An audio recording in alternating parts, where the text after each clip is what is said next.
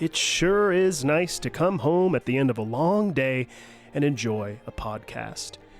But you know what makes the experience that much better?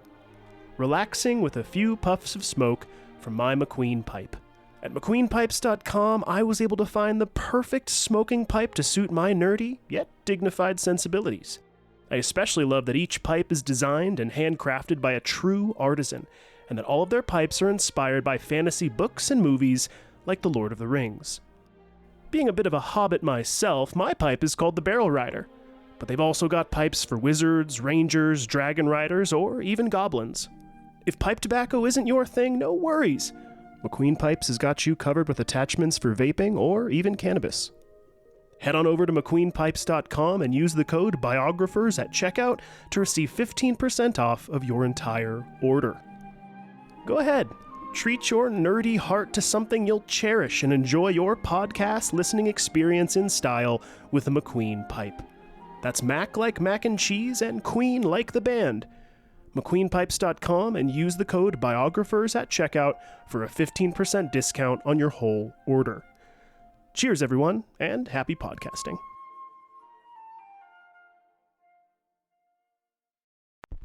I do hope you can see me today from where you are. Ich bin ein Feeling. If I'm generally anything, I guess I'm generally miserable. This modern world of science and invention is of particular interest to women. The people, I would say, there is no patent. This is... Would you patent the sun? I regard myself as a soldier, though a soldier of peace. Welcome to the Biographers. And then there's another movie that came out in the, I want to say it was the 70s or 80s, and it was called The Flight of the Phoenix. Mm-hmm. And it was about these people that get stranded in the middle of the desert, their plane goes down.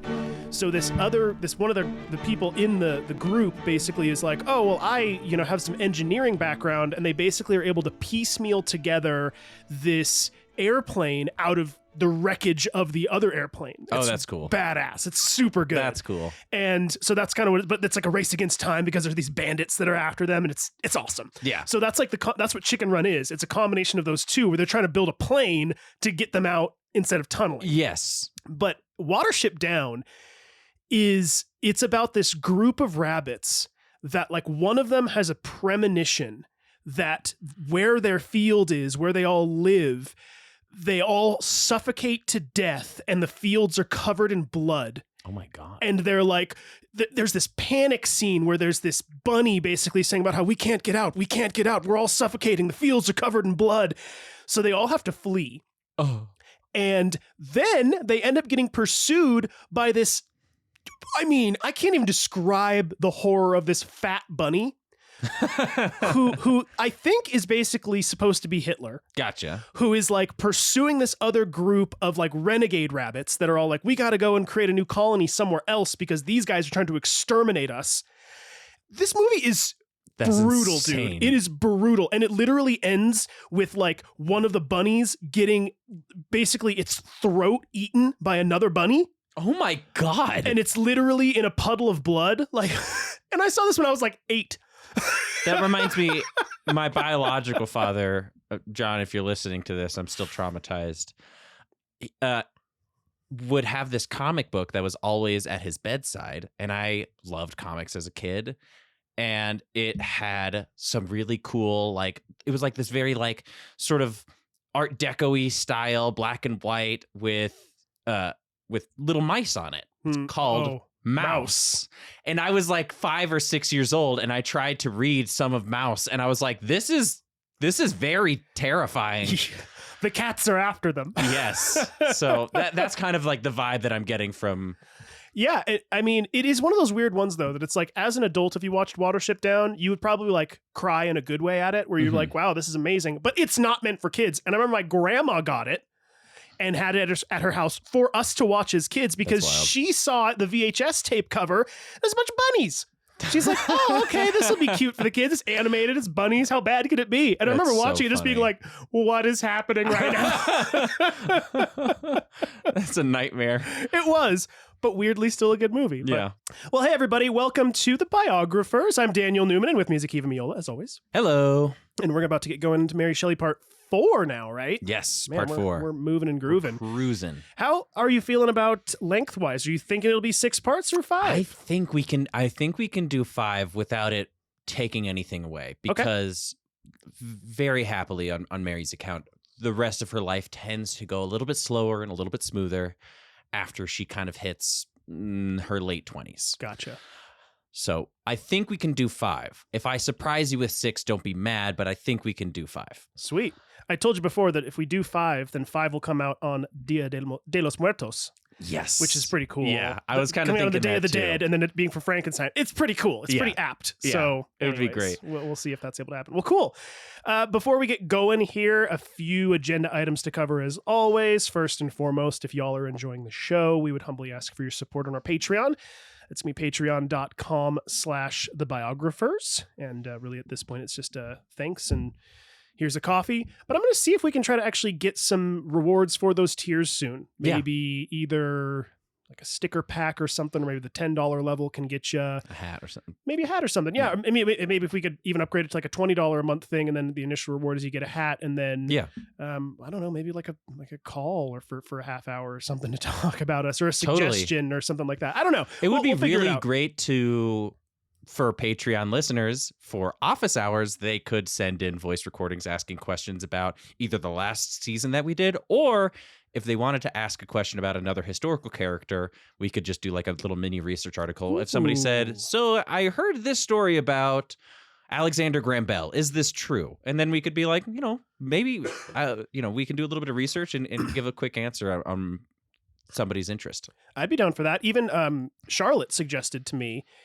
one of the things could be a random biography. Yeah. Where if somebody signs up for a thing, we could potentially get, like a stack of biography books from like the thrift store or something like that, and then send that person a random biography that they can read on their own. Oh, that'd be great. Well, that's kind of a good idea. Yeah. And also, maybe we can sign a copy of one of our old biography books. That way you can be horrified with how much highlighter I've put into brand new books. That's true. Shout out to Charlotte, though. I told you this already, but she texted me a few days ago and said she's been really liking the Mary Shelley series. Yes. So thanks, Charlotte. I always appreciate you. Thank you, Charlotte. I really appreciate it. She's like, have you ever watched? I know you haven't, because I always do this to you, and you go, have you ever watched? I don't know any of this. But the show Flight of the Conchords? Nope. Oh, man. Well, they're a musical duo, and they're like some of my favorite people in the world. And they had a show for not a long time, like 2 seasons of the show called Flight of the Conchords. And it's them being these struggling musicians in New York with no following whatsoever. But they have one. Does this one have Owen Wilson in it? No. Oh, okay. I'm thinking of something else. But they had one mega fan. And it's the actress comedian Kristen Schaal, who, I don't know if you know her, but she's from Colorado. Maybe that's how you know. She's from Loveland. And she's awesome in general. I love Kristen Schaal. She's great. But that is like the joke of the show, is that they have one fan, and her name is Mel. And she just follows them around everywhere. And she's like, oh my God, you're my favorite thing ever, whatever. It's not quite that extreme, but that's how I feel about Charlotte. She's like our one big fan. Yeah. Because what's so funny is, for those of you who are listening in the present moment, we actually do get quite a few downloads, all things considered, for this podcast. But it's a little interesting because the level of interaction is much lower than the level of people who are actually listening to the full episodes. There have been people, on average, we get close to 2,000 people every single month who listen to almost all of our episodes. Yep. But the amount of people who actually come in and call and interact is very low. So if you're out there, we'd love to hear from you. Yeah. And actually, in that regard, we did just hit 50,000 downloads. And then I actually looked on our Apple metrics, and it's not downloads, but we've had over 70,000 streams. Wow. So again, we're not doing shabby. Combined, that's what? 120,000 people have. Well, but there is crossover. Is there crossover? Yeah, because basically the app where we upload our stuff to, it only looks at the downloads, but that's across all platforms. Gotcha. I thought you said downloads on Spotify versus. Okay. Right. That makes and sense. then that's still insane. Under Apple, it's 70,000 streams. So it's basically 20,000 additional streams in Apple, unless you don't consider like Spotify and all their stuff. So anyway, yeah, it's not terrible. We've got a little bit of an audience that's continuing to grow, and hopefully we'll continue to do so. Yeah. And we're also getting very, very close to our 50th episode. Uh-oh. Yeah. We got to do something. Yeah, I think it's going to be in one of the episodes of the series that I'm currently working on. But yeah, so I'm pretty excited about that because statistically speaking, podcasts, like it's something like 90% of podcasts that start never get past episode 50. Wow. So if we can do that, we're in the top 10% of podcasts that have at least continued to go. Yeah. So that's kind of fun. That's awesome, man. So yeah, we'll see. Anything else though? I was gonna actually didn't even tell you this, but I just turned off our Kickstarter because I was like, I don't even want to waste the campaign at this point. Whatever, we can maybe do it a different time, but we're just getting no response, and I have no money to market it right now or promote it anywhere. So I was like, forget it. Let's just shut it down. So if anybody is able to support us again, just go to our Patreon page, patreon.com/thebiographers. But with that, I will hand things over to you, buddy. All right. So if you have read the title of this episode, the Journal Book of Misfortunes, you will kind of get an idea that this one is going to be somewhat of a bummer. So I am going to warn you now. But I do believe that we will get through the sort of the hump of Mary Shelley's most trying times in this episode. But just as a little trigger warning to people who've experienced loss, this one's going to be a tough one. And you're not going to call this one It's Alive? We'll call next one It's Alive. Ah, okay. So, in the last episode of Mary Shelley, we took a look at the years following her escape from home with Jane Clairmont to embark on a journey through France and Switzerland. Back home, the two of them found that things had changed in England. William Godwin would shun Mary for her out-of-wedlock relationship, and Harriet Westbrook, Percy's wife, would be rudely surprised that he didn't go rushing into her arms. Mary and Percy would live the life of starving artists for a while, trying to raise a baby in a crumbling apartment while Percy evaded taxes until an evil fate would befall the two. When Mary would experience her first miscarriage, an issue that plagued mothers even more then than it does now. Following their tragedy, Percy's luck would turn up when his father would pay off his debts and give him a salary, which was just enough for him to lease a beautiful home by the coast where Mary would give birth to her second son, William Shelley, in the ocean breeze. The two would be pulled out of their peaceful provincial life when Jane Clairmont would drag them into a new adventure. Now going by Claire Clairmont, Jane was pursuing a career in acting, and she thought her best shot at fame would be to sneak into bed with one of the most famous romantic poets of all time, Lord Byron. The two would have a little fling that Byron tried to cut off by slipping away into Switzerland, but Jane would follow him there, bringing Percy and Mary along the way. Claire would seduce him again in Switzerland, but only enough that the three would be invited to his villa on Lake Geneva. After a season of terrible thunderstorms descended on the Swiss Alps, Byron, Mary, Percy, and Jane would be shut in together in the gloomy weather. After a night of reading the horror book Phantasmagoriana, Byron would propose a ghost story contest where he and his friend, Dr. Polidori, would write the very first vampire story to cement the tropes we find in Dracula. Frustrated with writer's block, Mary goes to bed, only to be terrified of a vision showing, quote, the pale student of unhallowed arts, making monster out of dead flesh. It was then that Mary's journey to write Frankenstein began, but her vacation would end. Jane Clairmont would get pregnant with Byron's kid, and word came that Mary's sister went missing. The gang would return to England with devastating news. Both Mary's half-sister, Fanny Imlay, and Percy Shelley's wife had tragically taken their lives. After some time, the only silver lining in their life was that Mary was actually able to wed Percy in holy matrimony, and walking down the aisle, she would see her father had chosen to attend. We return now to a 20-year-old Mary Shelley being an officially married woman, having just finished the final draft of her first big novel, Frankenstein, the Modern Prometheus. I won't give a full retelling of the story of Frankenstein, so if you really want to feel the mood and gravitas of Mary Shelley's most famous book, I strongly suggest you listen to or read it. It has been probably one of my favorite books this year, and Mary does an excellent job building an intense mood and environment around her characters. So, spoiler alert, if you don't want to know the plot, skip forward. Last chance. All right. So, for those who haven't read it, the book opens in the Arctic North with a man named Captain Robert Walton who is hoping to discover the North Pole. In an effort to keep up to date with his beloved sister, Robert writes her letters every week as his journey continues, only to come to a chilling, pun intended, discovery.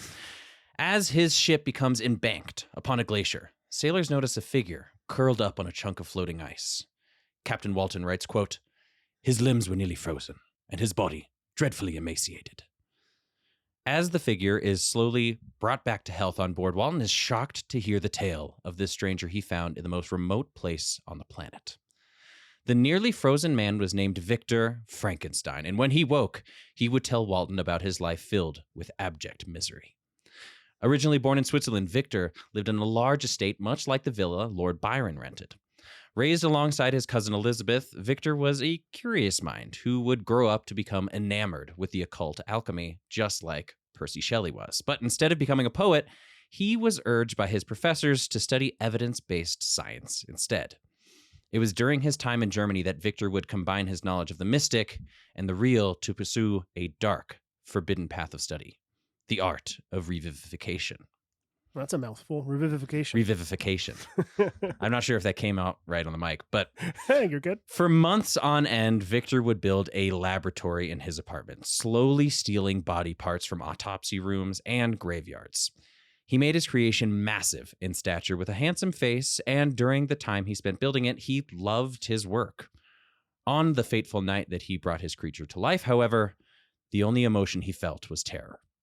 Upon the first signs of the creature coming to life, Victor Frankenstein screamed in terror, running away from his creation before it could speak its first words. When the creature arose, it was close to 8 feet tall, with black lips, yellow skin that stretched too thin across its body, and big, watery eyes that almost seemed to glow. Note, Frankenstein was not green, and he didn't have bolts out of the side of his neck, which is kind of interesting. You mean the creature? The creature, not Frankenstein. You've said that like 6 times. This is like your one factoid. It is the one thing that I can stand on that I know about. You're like, it's not Frankenstein. The creature. Does Dr. Frankenstein ever say it's alive?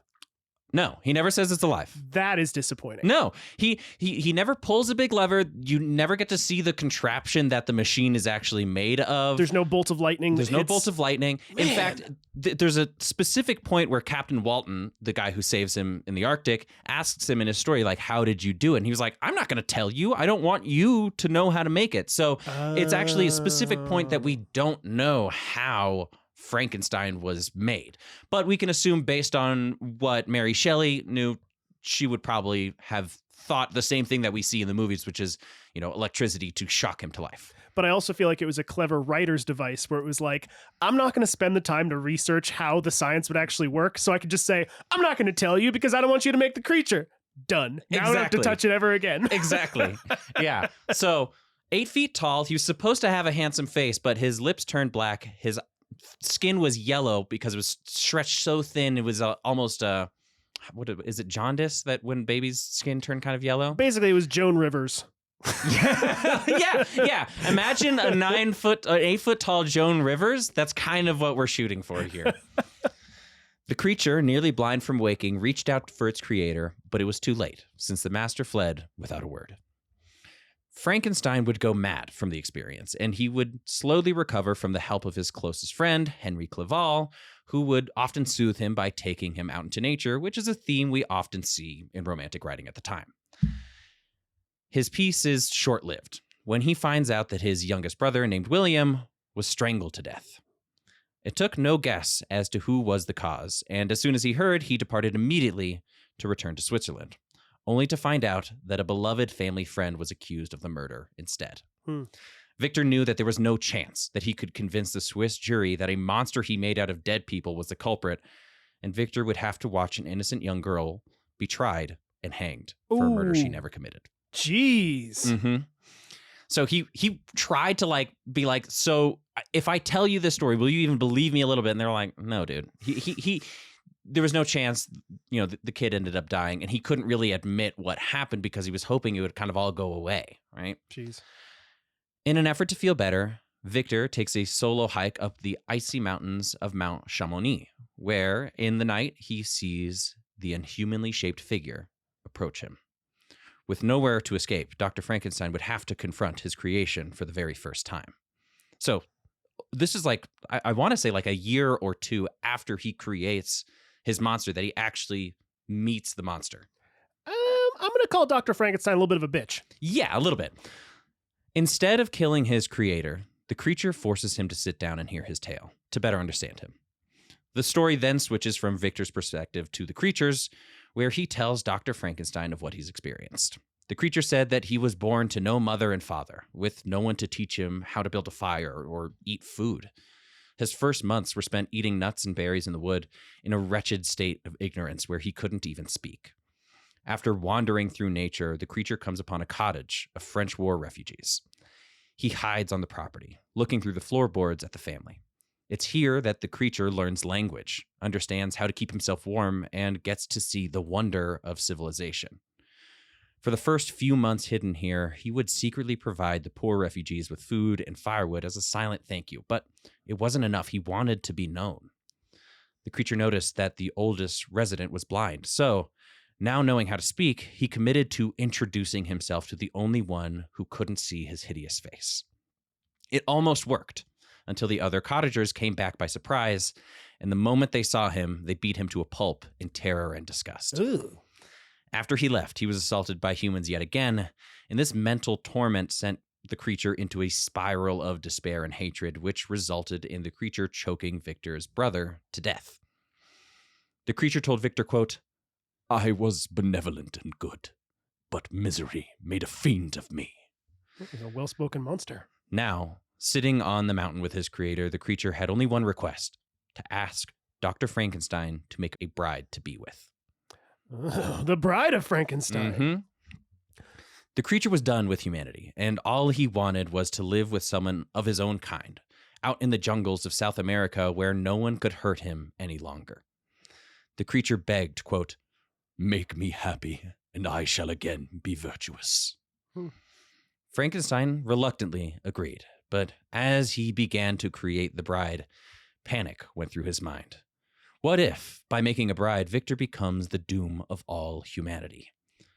Victor ruminates, quote, "If these two can reproduce, a race of evils would be propagated upon the earth."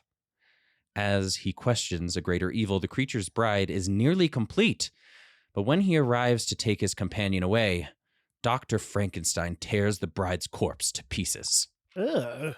The creature wails out in anguish at the one chance of him having a companion being destroyed, and vows revenge, telling Frankenstein, quote, "It is well, I go, but remember, I shall be with you on your wedding night." After time passes, Victor marries his cousin Elizabeth, kind of gross, and just as the creature promised, he was there to destroy Frankenstein's own bride in return. Oh, man. After that, Frankenstein vows to hunt down his creature forever, even if that means chasing him to the tundras of the icy Arctic North, where in present time, Captain William had found him. So Frankenstein did kill his wife? Frankenstein... Or the monster, pardon me, Yeah. killed Frankenstein's wife. The monster killed Frankenstein's wife because Frankenstein almost made the monster's wife, and then when he went to go pick it up, being like, "Oh my God, you made me the bride, thank you so much," Frankenstein was like, "No, what if they could propagate? What if they could like destroy humanity?" And then he tears apart the creature's wife. Here's an idea, Dr. Frankenstein. Don't include the ovaries. I was just about to say that. I was like, that is a very, like, get rid of the reproductive organs. Right. Like, Hysterectomy, You've been cutting up bodies for a while. I feel like you figured this out. Like, I don't know. Just don't include those. Yeah. Unlike the many retellings of Mary's story, I don't think Mary intended for the monster to be really a monster at all. When her husband Percy read it, he saw the story down to its core, writing, quote, "Treat a person ill, and they will become wicked." Mary's story wasn't one of undead zombies seeking to kill humanity. It was one of failed parenting. Even after being abandoned and hated by all who saw him, the creature was kind-hearted, leaving firewood for the cottagers who he loved dearly from the shadows. It wasn't until he faced abject rejection that he first killed a person. And even after that, he still hoped for a peaceful existence with one of his own kind hidden in the New World. Even so, the story might have been a bit ahead of its time. Mary would find publishing it to be very hard. Wait, really quick. Okay, 200-year-old spoiler warning. Yes. Does Frankenstein or the monster ever come back to find Frankenstein on the ship or anything? That's the end of the story? Frankenstein, I think, Dr. Frankenstein, I think, dies of a cold, I want to say. I just listened to this, so I should remember, but I'm pretty sure he just dies of a cold because, remember, he was left on like an icy rock. Yeah. And while he was slowly recovering, he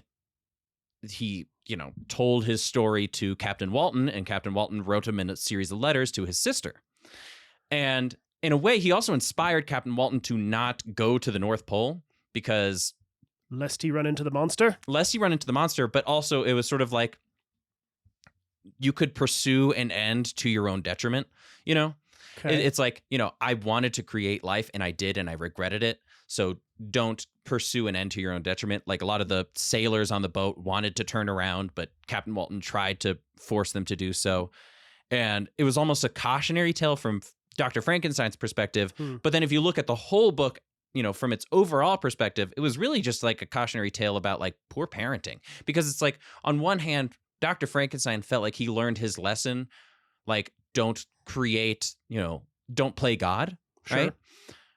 But overall, I don't think he learned the true lesson of his story, which was if you had been kind to the thing that you created, you wouldn't see it as a monster, Okay. And it's just like, because this person was hideous, because this creature was of insane proportions and could live in icy tundras without clothing or eat off of nuts and berries, because of that doesn't make it a monster. What makes it a monster is the fact that you didn't raise it to be kind and have standards and live in society.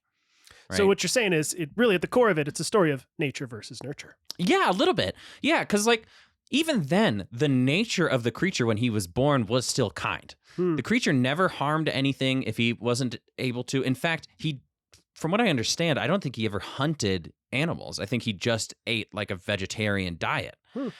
It wasn't until after multiple interactions with human beings calling him disgusting, hating him, and then having sort of this parasocial relationship with the people in the cottage, and then utterly rejecting him the first time that he actually confronts them. Interesting. That he starts to feel a hatred for humanity. And even after that, he regrets what he did and he wants to live a peaceful existence. But it was already too late because he killed Dr. Frankenstein's brother. So Dr. Frankenstein would never trust him again. Right? So as far as we know, the creature is still roaming the Arctic tundra to this day. Exactly. That's kind of where they leave it. Okay, crazy. Yeah. So Mary, like I said, would try to find someone to publish it, which was harder than she had hoped. Mary's father loved it, writing, quote, "It is the most wonderful work to have been written at 20 years of age that I had ever heard of." Mary was 19 when she wrote it. I guess he kind of mixed up the birthdays. But the first book company that she talked to in London rejected her outright. And so did the second publisher. The editors believed the book was too disturbing and the idea of someone playing God too shocking for readers at the time. After months of negotiating with editors and publishers, Mary finally received good news. Believe it or not, Mary had written freaking Frankenstein, and she had to ask 3 separate publishers before she could get it printed. Hey. And even then, there was a caveat. Mary and her publishers knew that if a prospective reader saw that the author was a woman, they wouldn't pick it up. So Mary's first printing of Frankenstein was done anonymously. Ooh, really? Yeah. Not even under a pen name. No pen name, nothing. She just published it anonymously. Sometimes they would use a pen name. Some of her friends in the next episode, which I'm so excited to talk about, did have some male pen names. But I think Mary just went full anonymous with it. That was one of the conditions of sort of her writing the book. They were like, listen, we want to sell this because it's a great book, but if somebody reads Mary Shelley on the front, no one's going to pick it up. Gotcha. And she's like, really? And they're like, yep. And she's like, okay, I guess. I mean, just put Maurice Shelley. I don't know. I don't know. Well, the Shelleys, remember, they're also like, she would have to have a completely fake name because Shelley was already a very famous name because the Shelleys were like baronets. They owned a castle, you know. She ended up printing with Lackington, Alley & Company, famous for books like Apparitions, The Mystery of Ghosts, Hobgoblins, and Haunted Houses, or Tales of the Dead. Either way, this was cause for major celebration, even though it would still be a few months before her novel actually hit the bookstores. All of those books sound like fake Harry Potter books. Yes. Right? Yeah. Or books that exist in that universe, right? Where it's like, for this next class, pull out your copy of Goblins and... Hobgoblins and Haunted Houses. I love it, too, because... yes, Frankenstein is a horror, but it's a thriller, and it just to put it next to a book called, what is it, Ghosts, Hobgoblins, and Haunted Houses, or Tales of the Dead, just like cheapens it so much. Sure. It'd be like putting like like Midsummer next to like Creature of the Black Lagoon, where it's like both of these are definitely scary, but one of these is like a cheesy classic and the other one is like very artistically done and makes you think about society as a whole. That's kind of... Which, by the way, Kat finally watched it with me and she was like, Akiva could watch this. Come on. Anyway. It's also at this time that Mary finished working on another important project. In September of 1817, Mary would give birth to her third child, Clara Shelley, as baby William would turn 19 months old. She was a fussy kid who would keep the two of them up for all hours of the night, which made juggling the baby with, writing a little bit hard on her, considering that she also had Will, who kind of had a penchant for catching colds. Oh, no. So, like, Will was never, like, always in, like, great health because, it's the 1800s and everything is covered in germs and he's a baby. And then, like, she's also writing Frankenstein and now she has Clara as well, this little baby. But Mary Percy Shelley and Jane Claire Claremont had all settled in at a beautiful home in Marlow, where the three planned to stay indefinitely. They tried to get a little bit further out of town. After having the first miscarriage, they were in the middle of London, so they kind of thought, having another kid here would probably cause more infection, more disease, so they moved to Marlow, which I think is now probably very urban, but at the time was, rolling hills, kind of like a quiet town, Sure. Very provincial. Mary would plant the wild Swiss flowers she collected with Lord Byron in a garden outside a beautiful home. And besides her writing, she resolved to take care of Jane and her new baby, Alba. If you remember, Jane had a kid with Lord Byron. Mm-hmm. Percy, in a burst of energy and poor financial decisions, would buy all new furniture for the new estate, getting freshly upholstered chairs, stocking their home library to the brim, and even adorning their house with sculptures of Apollo and Venus. It's okay. He just took out another loan of his dad's inheritance. How did you know? Having spent his allowance, Percy would use credit to buy Jane a piano. And was... If a person tells you who they are, believe them. Like, a little bit, yeah. Yeah, to his credit, though, he was often known for giving to the poor of his neighborhood, which I guess he didn't realize that he was also a part of the poor of his neighborhood, considering his spending habits. It's okay. I'll just take out another loan. Literally. The poor need it. Money, please. In one instance, Mary would actually be puzzled by a barefoot Percy Shelley walking back home after giving a homeless man his own shoes. I mean, that's pretty cool. That's the thing. He is just so sweet. He is so pure nice of heart, but he's also such an idiot. Yeah. After the joy of giving birth to a healthy child and being able to publish her magnum opus, there were still things to complain about. If you remember, Jane was not supposed to tell anyone that she was the mother of her child, Alba. Her story was that Alba was a kid that her London friends wanted to bring to the countryside for her health, but gossiping villagers were no match for their ruse. Pretty soon, the entire town knew that Alba was Jane's daughter, and the rumor mill went full speed, claiming that Percy Shelley got Mary's sister pregnant, and the three were in a revolting love triangle. Just kind of gross. Yeah. Rolling her eyes, Mary would write, "Country town friends are not very agreeable." So she was not really enjoying like all of like the common rabble in her neighborhood who were just like, "Oh, so I heard that that Jane has a kid. Looks an awful lot like Percy, if you ask me." And she's like, "Are you serious?" Before they had television, that was their television, was gossip around the neighborhood. It's true. Basically. Well, I mean, also like, to be fair, Mary and Percy had been together for a couple of years now and had almost never been anywhere without Jane tagging along. So like that sort of rumor mill was bound to have kind of happened in the right location, especially when Jane has a new kid and there's really no husband to speak of. They're not going to be like, "Oh, she must be telling the truth. This must be a friend from out of town." Yeah. No, they're going to say it's a love triangle, which is kind of nasty, but for sure. When Lord Byron would send a letter to ask Jane to baptize their baby for him, the gang decided it would be best if Alba was left in his care. After a little over a year, Percy would sell most of their belongings and the three would leave England once again, this time heading for the rolling hills of Italy. To give an age check, Mary and Jane are 19 and Percy's about 26 at this point.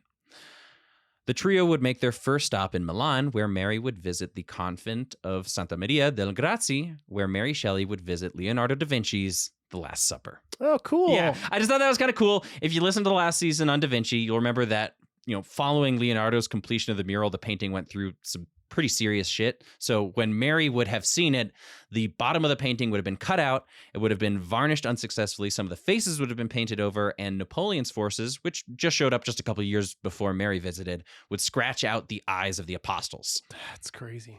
Nonetheless, Mary was astonished by its majesty, and she was pretty thrilled to have seen it. She said it was fairly breathtaking. But it would be kind of interesting to see the mural at that sort of age of decay, like, seeing it at every single, part in time. Totally. But anyway, after a thrilling trip in Milan, Mary and the gang would experience a life that was one part mundane, one part travel, and one part tragic. After handing off Jane's daughter Alba to Byron's care, who put her in a Catholic school, Byron urged them to follow him along his journey across Italy. Percy was the first to go, and he paid for Mary to come join him, but bad luck would befall Mary once again. Her youngest daughter, Clara, was sick with stomach issues, and by the time she arrived in Venice, her daughter was beginning to seize. Oh, no. In her diary, Mary would write that she felt as if time was slowing down, and during her journey, she could remember every house and tree that passed by. By the time that they arrived in Venice, the doctors told the young couple that there was no hope for their baby girl.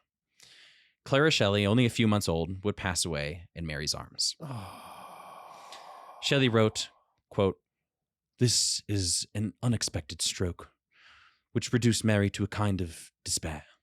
Mary in her diary wrote, "This is a journal book of misfortunes." Dang, dude. Yeah. It just sucks because, like, they're kind of getting momentum. She's got Frankenstein going. She just had this baby. And then, like, the second they hit Italy, the baby dies again. This would be child death number 2 at this point. William's still kicking. Well, the first was the miscarriage, right? Mm-hmm. Okay. Well, she still gave birth to the child, but the child died 6 days after. Oh, that's right. That's right. They didn't give it a name because it was so young. Yes. Oh, God, I that's know. devastating. And, dude, as we get through this episode, you're going to be like, wow, life was very different before contraceptives or birth control existed, because this was just the reality for every woman out there. Like, Mary was not an exception in any way. It wasn't that she had like some, latent health issues. She birthed healthy children multiple times. It's just this will continue to happen in her life for a little while. Dude, this is a bummer. As far as Percy goes, he mourned his child's death in a very peculiar way. His anxiety had gotten to an all-time high, and he became somewhat of a hypochondriac. One night, Percy had shared a coach with a portly woman with thick legs, and in a panic, Percy believed that he caught elephantitis. Okay. Elephantitis is an extremely rare disorder that causes disproportionate body parts to an extreme, and it is not contagious. But nonetheless, he would have a doctor check the circumference of his limbs, unsatisfied when they kept saying that they were the same size every single time and that he's completely fine. And wasn't it one of the Borgias who actually had elephantitis? I think so, yeah. I remember you talking about that. The Medici. It was That's right. Lorenzo the Magnificent. There we go. Yes. So he sat next to a lady who didn't have elephantitis. She was just fat. And he was like, "Oh my God, my leg, it's expanding. Doctor, please look." And they're like, "Dude, you're fine." They're like, "Doesn't it look a little bit bigger than yesterday?" And maybe this will be a question that I'll have to look up for later, but I could have sworn elephantitis was a genetic disorder. It is. Okay. It's like not even something genetic. You can catch. No, you cannot catch this. But, to be fair, more seriously, Percy would also write about his sorrow in prose, writing a multi-page poem about a sailor adrift on a sea named Misery. Quote, "Many a green isle needs must be in the deep sea of misery, or the mariner, worn and wan, never thus could voyage on. Day and night and day, drifting on his dreary way, with solid darkness black closing round his vessel's track." So he, obviously he was going through some emotional stuff, but he's also Percy. So like the elephantitis thing is just like a little bit of flavor to add on to his actual very genuine sorrow. Yeah. So it's a mix of hilarious and also, oh man. Yeah.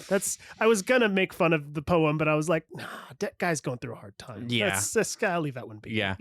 It's so funny. I was reading some of Percy's poems and I saw a post on Instagram or whatever. And it was, if your husband writes you one love poem, it means he loves you. But if your husband writes you 100 love poems, it means he loves poems. And I was like, that's kind of Percy just a little bit. More than a little bit, if you ask me. Now, Lord Byron tried to get Mary out of her misery by distracting her, asking her to write clean, unedited copies of his newest work to send to his publisher as they marched on with their journey towards Rome. When they arrived in November, Mary's spirits were raised a little as she saw blooming flowers, green grass, and fields of sheep who grazed near the ancient buildings of the Roman Republic. The scattered marble lying in rubble across the fields would inspire her to write a new short story named Valerius, the Reanimated Roman. In it, an ancient Roman senator would randomly awaken in the 1700s to see the ruins of his once great society. Based on what I know about the story, Mary was kind of grappling with how temporary life and legacy was. Even the most powerful empire in ancient history, in her mind, could crumble into scenery given time. So, it was a very cool story, but what I love about Mary Shelley's writing is it does have like the theme that like a writer who's not really thinking about it would enjoy, like cool, scary monster, guy from ancient Rome, reanimated. But then there's sort of like a sub theme where it's like, the burdens of treating a person wrong because of the way that they look, or how temporary life is and how temporary our achievements can be. So I was going to say it feels a little bit old hat, like M. Night Shyamalan, who's like, I have to make a movie with a twist. He can't just make a normal movie because after his first hit, he was like, well, that's my thing now, I guess. I got to make movies with a twist. For Mary Shelley, it feels like, well, I guess that's my thing. I got to make stories about reanimated bodies. That's true. I didn't even realize that he was also reanimated. That is kind of a common theme, but like the idea around it wasn't quite as like spooky scary, and it was just more like, this guy woke up, but still, it is one of those of like, it's called the Reanimated Roman, right? It's true. Now, is it soldier or Roman? Roman. Okay. Yeah. Valerius, the Reanimated Roman. Now, as spring approached in Rome, Mary and Percy were hoping to leave before marsh fever spread across the city, but it was too late. Mary's eldest son, William Shelley, would contract malaria and pass away. This time having made it to 3 years old. Dude. Yeah. This is a bummer. I know. I know, because like as I was writing this, I really wanted to continue on like the cool stuff of like, the new story that she was writing, or, her getting Frankenstein, and really just ride those highs. But you really aren't telling Mary Shelley's story if it isn't like, I'm just walking around doing nothing, and then something really cool happens, and then one of my kid dies. Yeah, dude. Yeah. So I would argue that this death was the most devastating for Mary so far. Baby William was one of the first children Percy and Mary had, and he was already speaking and walking about when she lost him. He could actually speak 2 languages at the time. He spoke English and Italian. Whoa. Yeah.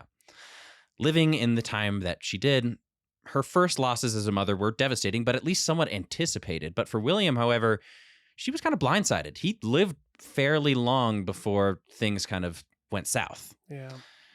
Mary was now in a deep despair that no one could remove her from, and her pain was unable to be hidden. Percy and Jane worried for her, and Mary began to kind of take a look at her past, wondering if her entire life was just one big regret. In her journal, she secretly addressed Percy Shelley, saying, quote, "We have now lived 5 years together, and if all the events of the 5 years were blotted out, I might be happy." It even occurred to her that her life was sort of a punishment for stealing Percy away from Harriet Westbrook, blaming herself for Westbrook's suicide. Jeez. Her grieving would leave her cold and separate from Percy for the first time in her life. And when she tried to reach out to her father for comfort, all he could manage to talk about was his still failing book business. Lashing out, Mary wrote back to him saying, quote, "How happy we all would have been if you had given up and we were living without that load of evils." William tried to retort, but for Mary's sake, Percy intercepted all of her father's letters until she was in a healthy enough mindset to talk to him again. Luckily, Mary would not be left alone. Jane would give up her summer visit to her daughter just so she could be with her sister, caring for her every need as she grieved. That's nice. Yeah. The two of them were kind of at odds sometimes, but they really did have each other's back. Only a few months after her loss of baby Will, Mary would discover that she was now pregnant again. I'm like, I ain't holding my breath. Yeah. She seems to have very bad luck with her After children. losing every child she had pretty much ever had, she was certainly not excited for this endeavor. But when she gave birth to her 4th child, she couldn't help but feel a slight bit of joy. Quote, "The little boy takes after me and has a nose that promises to be as large as his grandfather's." Which, if you haven't looked at a photo of William Godwin when he's old, he has like a big bulbous nose. Big ol' honker. Mm-hmm. The two decided to name their son Percy Florence Shelley after his father and the city he was born in. Cool. I won't pull your heartstrings again. This kiddo actually makes it. Oh, yay. Yeah. I was like, dude. Yeah. We're not out of it for like sad stuff, but this kid survives. He lives to like 70. And earlier you were like, pretty much every one of her kids died. Every one of her kids have died so far. Yeah. Yeah. So, geez. Yeah, man. And it, like I said, this is just like a reality. Like, I know. Because like, think about all the frequency in which you might be intimate with your partner if you have a partner out there. Like, even if you quartered that much, the chances of you having a child is still very high. Yeah. And the chances of child death at this time are astronomically high. So like, even if, a lot of people be like, well, at that point, I just like wouldn't get it on. Like, but you're still going to like a couple times a year. And when it does, you're setting yourself up for another failure. But luckily, like I said, Percy Florence does actually survive. Well, good. So as far as day-to-day life goes, Mary had gone from being a spirited genius as a child to a macabre and witty woman, famous for being, quote, the master of sidelong glances. Now, 21 years old, Mary preferred a life that was clean and quiet. When a friend visited her, they wrote that she often wore pastel dresses, with her favorites being a tight-waisted, puffy-sleeved one, often in powder blue, ivory, or pink. Which is weird because in my head, I always imagine her in all black because she is goth. But yeah, like, totally. Rest in peace, Mary Shelley. You would have loved The Cure. She's wearing Easter colors, it feels like. It seemed to everyone that she could be sort of the center of a lively debate, yet as soon as the conversation ended, she would sit quietly at her writing desk with an intense look in her eyes. From the outside looking in, it seems that Mary had stopped hoping for adventure and happiness and had started to become content with her own solitude. Percy seemed to have suffered the most for it. No amount of sweet poetry could bring back the bubbly, immature girl that Mary originally was. She'd seen too much. As the years went on, Percy felt as if he was kind of farther and farther from her heart. To be fair, most of the pain and misery surrounding Mary's life did kind of have something to do with him, but there really wasn't anything he could do about it. Like, obviously, like the finances were stressful for her, but really what it was the miscarriages. And in some way, like, Percy is the cause, but Percy's not at fault, Either way, the group continued on their journey through Italy, this time to the town of Lerici, into a majestic old estate called Villa Magni. Percy was ecstatic with the new location, since when he was out shooting coins with Lord Byron, the two decided to order a boat. The villa was out in the middle of nowhere, which meant that Percy and his friends would get plenty of sailing time, since the only way to travel for supplies was by ship. Interesting. When their boat finally arrived, it was a thing of beauty. It was a handmade, low and narrow single-sail ship that cut through the water like a dart. They named it the Don Juan after Byron's poem. While Percy was super stoked with the new move, Mary was extremely hesitant, and she couldn't really tell why. She felt that the villa was too isolated, writing, quote, "If we had been wrecked on an island in the South Seas, we could scarcely felt ourselves further from civilization and comfort." In Mary's eye, Villa Magni was beautiful but crumbling. The bottom floor was rotted, so Mary, Percy, and Jane and their friends all had to live in what areas of the estate were still habitable. There are some side characters right now. So right now, Mary, Percy, and Jane are living with a bunch of Byron and Percy's sort of like cross friends, like a lot of other writers and adventurers and other British folks kind of traveling along. I was going to include lots of their names, but all of them are also like Mary and Jane and William, and I'm just trying to make this as simple as possible. So imagine there's sort of like a writers group kind of happening at this villa. Now, quickly, a minute ago you said that this boat of theirs was handmade. Yes. Is there any alternative at this point in history than a handmade boat? It's true. But kind of the way that I would describe it is like, as opposed to it being kind of very quickly produced, sort of just to get you around, this was like a sailing ship. Like Gotcha. This was like, beautiful lacquered, bent beam sort of structure, like really nice handmade piece. It's like Nick Offerman made you a boat. Exactly. Gotcha. Exactly. Either way, Mary couldn't really shake off her ominous feelings, and it would only take time for her nightmares to become real. The first piece of bad news came in a letter from the convent that Jane Clairmont had put Alba in. At only 5 or so, Alba had contracted typhoid fever and died. God. Yeah. While Mary thought it was best to keep this a secret from Jane until she was ready, the grave looks upon everyone's faces kind of gave it all away. Oh, man. However, given the bajillion child deaths that have happened last year, Jane stayed calm and composed, writing, quote, "I had a stern tranquility in me that suited to the time." Yeah. I told you. There's a lot of kids dying in this episode, man. Hey, man, there's a lot of kids dying at all points in time during this part of history. That's fair. It's just not great to hear about. I know. I'm not saying don't include it, but it's just still sad. I exactly. Like, I had really considered, I'm like, could we just like talk about like 2 or 3 of them? And I'm like, no, we have to talk about all of them. We got to. Well, Jane took the loss as well as she could have hoped. Percy wasn't really looking so hot. He continually complained of random ailments that never happened, along with intense bouts of sleepwalking. Percy's friends would see him haunt the halls of their villa every night at random hours, and they could often barely tell if he was sleeping or awake. Creepy. Yeah. One night, when the moon glimmered across the ocean, his friend Edward Williams would recall a haunting experience, writing, quote, "He complained of being unusually nervous, and, stopping short, he grasped me violently by the arm and stared steadfastly at the white surf that broke upon the beach beneath our feet.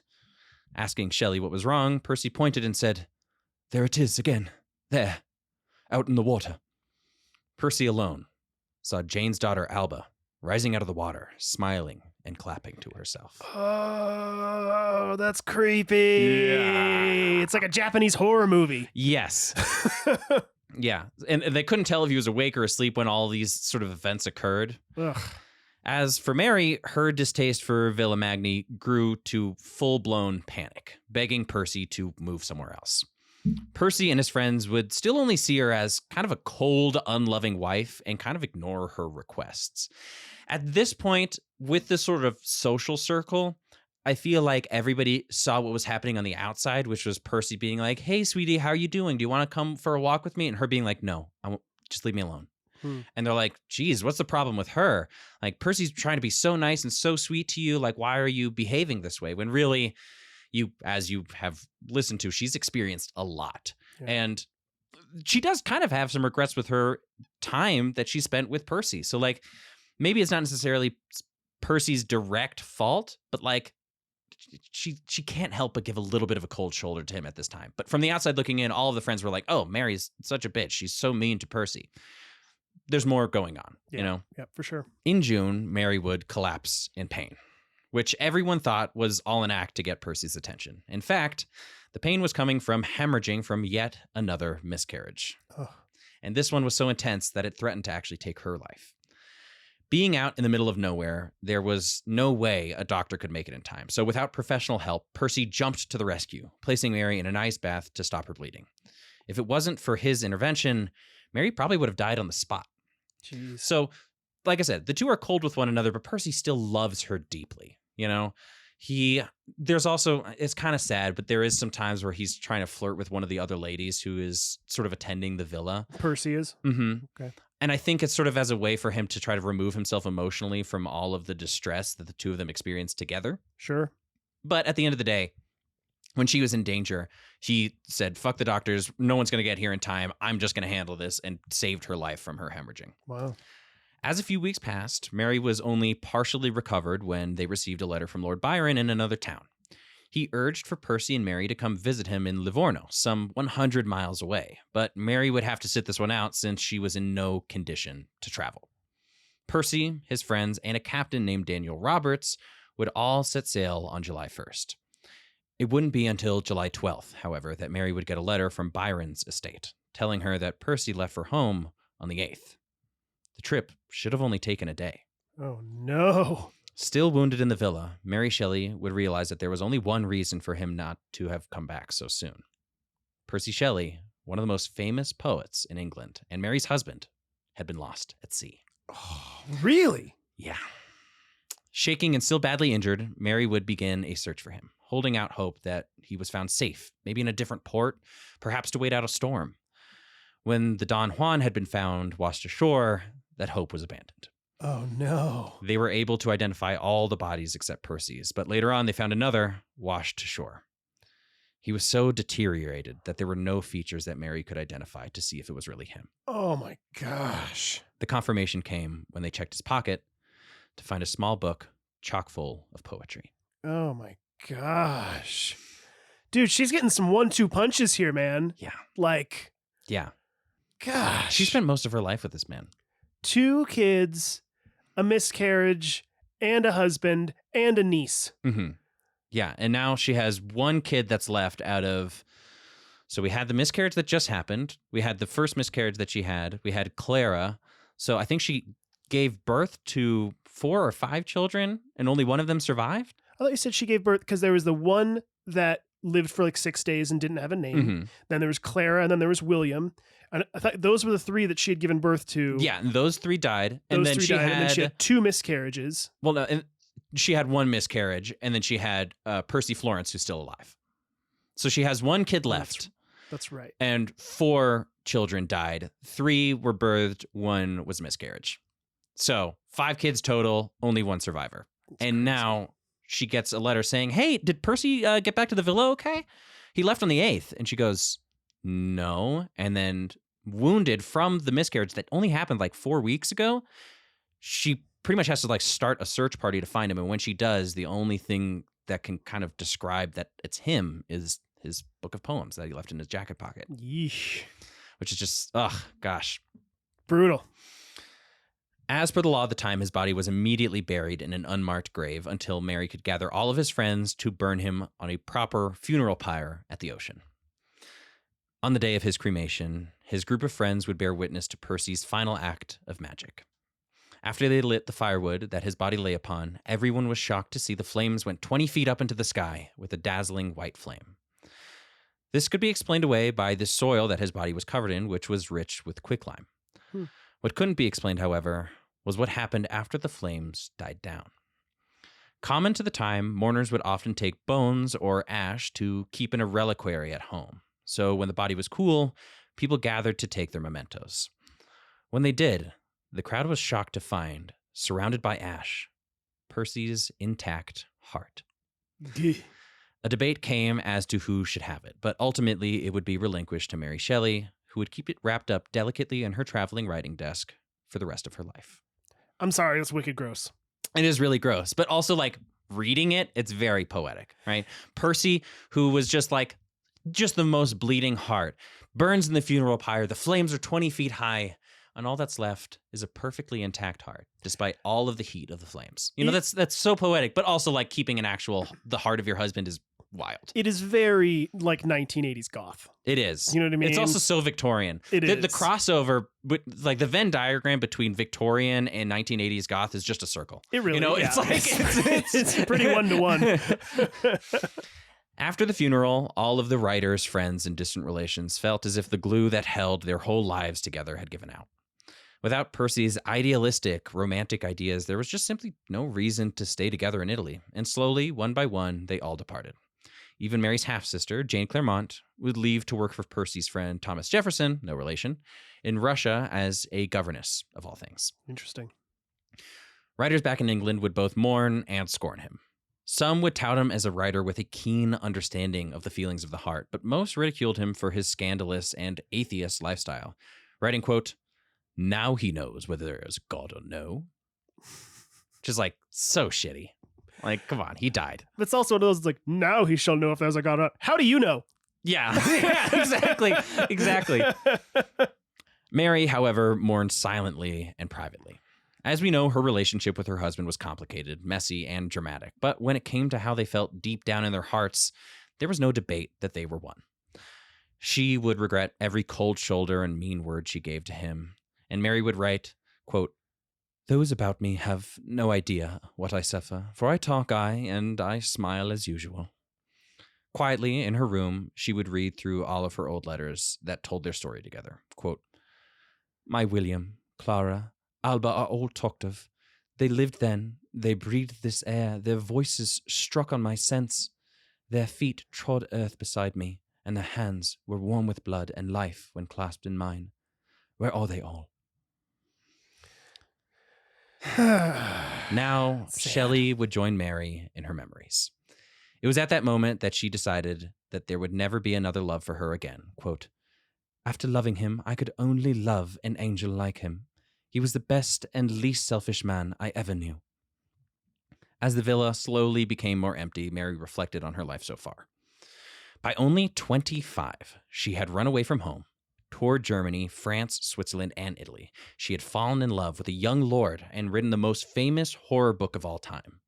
She experienced 5 births and 4 miscarriages, stayed in a villa with Lord Byron, read the first vampire novels, traveled the hills of Scotland, and kissed a man at the grave of her mother. She had already lived more life than most do in 80 years and wanted a break, so her mind turned to home. After sort of the heat died down, her father wrote her, saying, quote, "My poor girl, what do you mean to do with yourself? You surely do not mean to stay in Italy. Now that you have lost your closest friend, your mind would naturally turn homeward, and to your earliest friend, your father. Surely we might be a great support to each other under the trials to which we are reserved." Even after all of this life lived, Mary had sworn to make the most of what time she had left, writing, quote, "I shall live to improve myself and to take care of my child." With that, Mary would pack her bags to go to England once again, not knowing that she would arrive as a national celebrity thanks to a book she wrote when she was 19. Whoa. And that's where we'll pick up for part 5 of Mary Shelley. That's crazy. Yeah. It's almost like sort of a sending off to a sub-biography that we've done of Percy in a way, because he was such a major part of her life. So I wanted to end with just sort of a positive note, which is like when she gets back to England, life does get better for her. Her work gets celebrated, kind of a thing. In a weird sort of way, it reminds me of when Franz Liszt went back to England before he died. I was just thinking that. Yeah, and how it was like, for anybody that didn't listen to the Franz Liszt series, go check it out. It's a good one. He initially went there and got rejected as a musician, but then way later on in life, when he went back a second time, they literally threw an entire festival dedicated to him because he was so beloved by that point. Yeah. In the same kind of a way, except she was never really rejected necessarily by the English people, but her not she knowing kind of was, that because she was married to Percy, and Percy was an oh, that's true, and she was like rejected by publishers and everything and her like that. Best friend Isabella Baxter wouldn't be allowed to talk to her. She had to find like the one publisher who was just like telling the wackiest stories in order to get her book on the shelves, that sort of thing. So she was rejected to some extent. It's funny because Mary and William and all those people kind of lived in a high but alternate social class.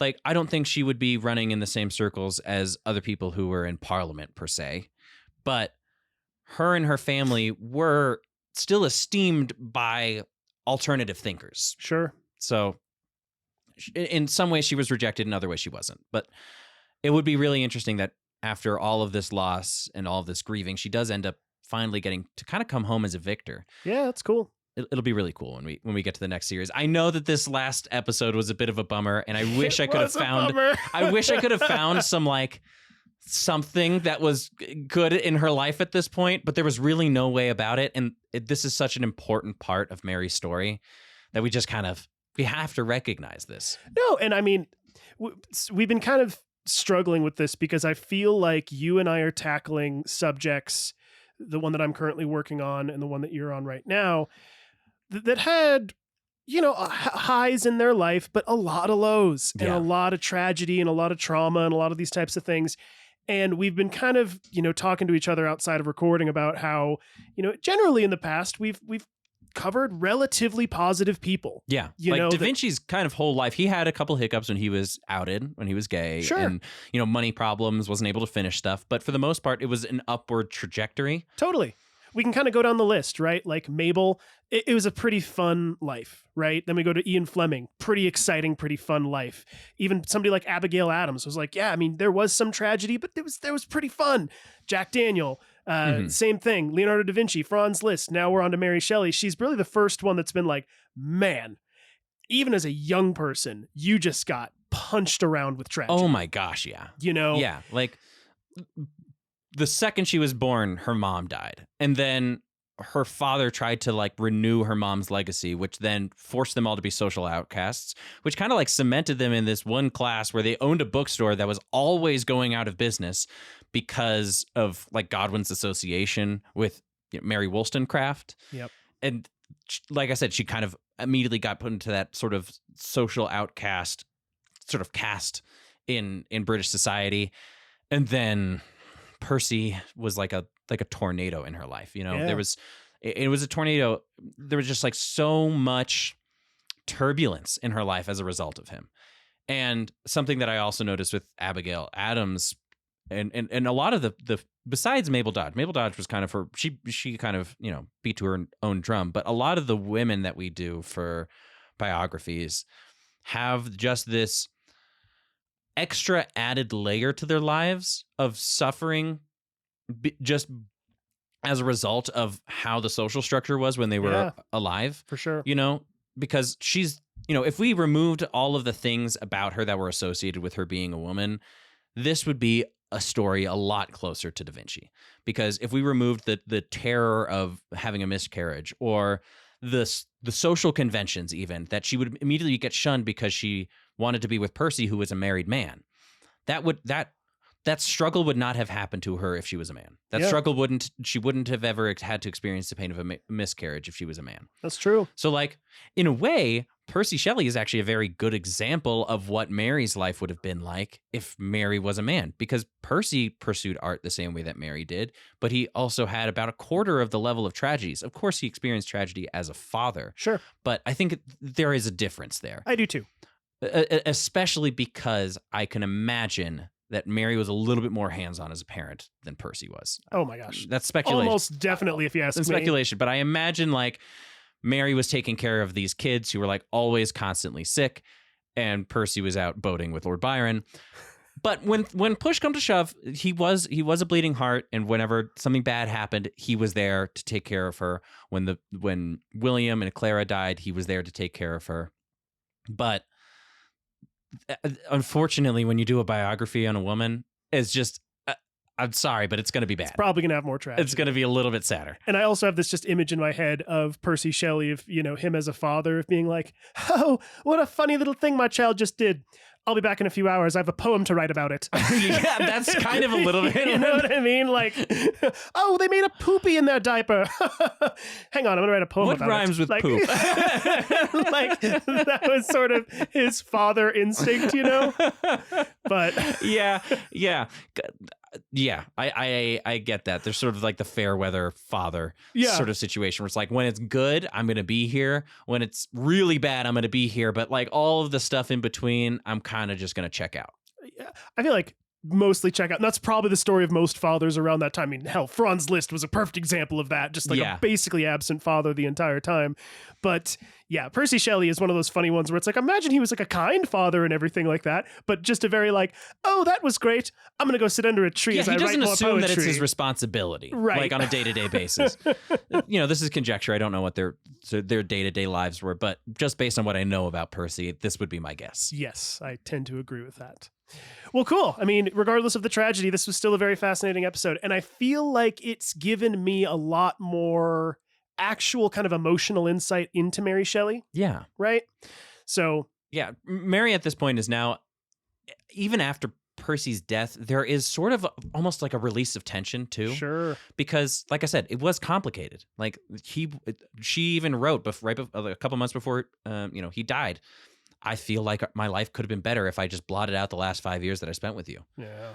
And that's a real feeling. Yeah. But also her love for him was also a real feeling. So there's sort of that, both of those are true. And you kind of have to like take one with the other. And now her very last quote right before she leaves for England says, I shall live to improve myself and to take care of my child. So she still has motivation going forward. And maybe, like I said, she likes a quiet, peaceful life. And with Percy out of the picture, she might not be as happy as she was, but she might be more stable and more content. Yeah. Well, she's hopefully going to be a strong, independent woman moving forward. I think she will be. Well, she will be. She certainly will be. She has some pretty cool stories coming up. Cool. Well, I'm excited to get to it next week, man. Good job, as always. So we'll sign off for there, or at that point, I guess I should say. Just a few more things to kind of go over one more time. For anybody that wants to support our show, you can go to our Patreon page. That's patreon.com/thebiographers. You can find us on social media as well if you want to give us a follow or like, or even if you want to give us a review somewhere. We would appreciate that. It's always going to help us out. But we're going to be on places like Instagram and TikTok and YouTube, generally going to be at The Biographers. And then I haven't been saying this over the past few episodes, and I need to get in the habit of doing it more, which is for anybody that wants to give us any questions, comments, or corrections, you can shoot us an email at thebiographerspodcast@gmail.com. And actually, a really good call out you had said at the beginning of the episode here. If anybody wanted to like record a voice memo and send us, that voice memo of them asking a question, we'll play that during the actual Office Hours episodes just to have some fun, and you can hear your own voice on the show here. That'd be kind of cool too. So again, thebiographerspodcast@gmail.com. Questions, comments, corrections, all that good stuff. And then always give a shout out to Akiva's website for all of your metalworking and kitchen knife needs. You can go to metalworkbymiola.com. Last name is spelled Meola. And you can use the code biographers at checkout to get 10% off of your order. And then I know you always like to plug your classes in Denver as well. Yeah, if you are in Colorado, specifically in Denver, I teach at Hardy and Fuller. It's right downtown. I teach classes from complete beginner classes all the way to advanced stuff. I think right now in the books, I have one 5-hour class and one 8-hour class coming up in the next couple weeks. So if you want to hang out with me, want to learn how to make knives, want to get into blacksmithing or bladesmithing, check out Hardy and Fuller. There we go. Sounds good. Well, we'll let y'all go right at that point, I guess. And again, thanks everybody for listening. And do remember, as always, ignorance is not stupidity. It is the absence of knowledge. And I do hope you all learned something today. See ya.